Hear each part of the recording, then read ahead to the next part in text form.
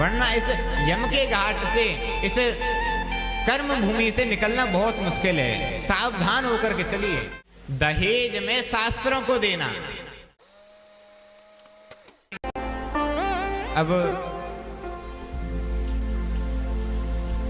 हम सभी एक अपनी व्यवस्था को भूल चुके हैं। जो हमारे पूर्वज थे कि अरे ये तो बड़े पुराने लोग हैं, क्या जाने, जिसमें से बहुत अच्छी 2 प्रथाएं हैं वो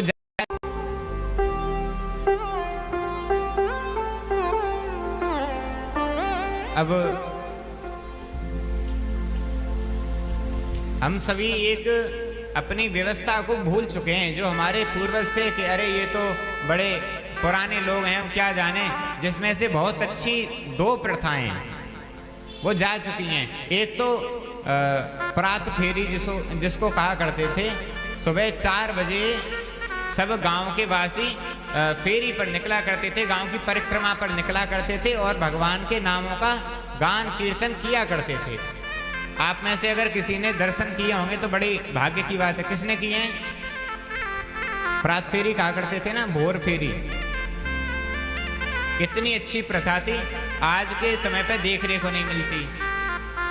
दूसरी प्रथा आज सभी ने देखा होगा, और जो प्रथा आज ऐसा पंजाब धन्य है कि जो प्रथा आज पंजाब में अभी भी चलती है, दहेज में शास्त्रों को देना।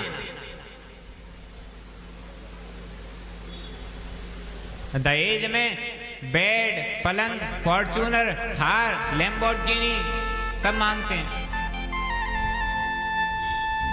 परंतु शास्त्र कोई नहीं देता। गिलास से लेकर के बड़ी से बड़ी वस्तु आप प्रस्तुत कर देते हो, परंतु आज के समय पर शास्त्र नहीं दिए जाते। बच्चे व्यभिचारी, बच्चों के संबंध टूटेंगे नहीं तो क्या होगा? फिर बाद में जाते हैं साधु संतों आचार्यों की शरण में। वजह आपने रामायण दी नहीं, राम के चरित्र को उन्होंने पढ़ा नहीं, राम के चरित्र को उन्होंने जाना नहीं, किस प्रकार राम ने अपने जीवन को निर्वाह किया, किस प्रकार निभाया,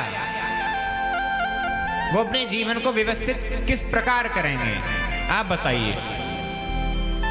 कितनी अच्छी प्रथा थी दहेज में शास्त्रों को देना। गई। आप सभी से हाथ जोड़ करके निवेदन है, अगर आपकी पुत्रियां हैं अथवा आपके पुत्र हैं तो दहेज में शास्त्रों को अवश्य मांगिएगा, दीजिएगा, शास्त्रों को अवश्य दीजिएगा।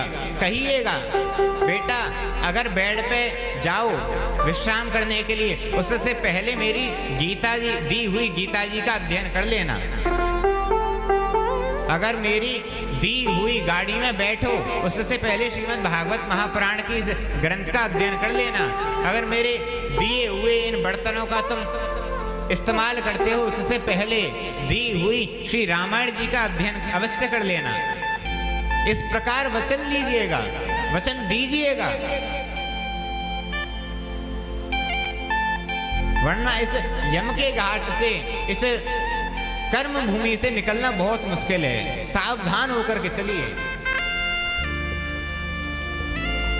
समझ में आ रहा है? अब बताओ इस प्रकार से अगर आगे विवाह के, अब सबके घर में विवाह होते हैं, कौन कौन यहाँ से संकल्प लेकर के जाता है कि विवाह में शास्त्रों की प्रथा को अवश्य आप लाएंगे? एक बार हाथ उठा दीजिए।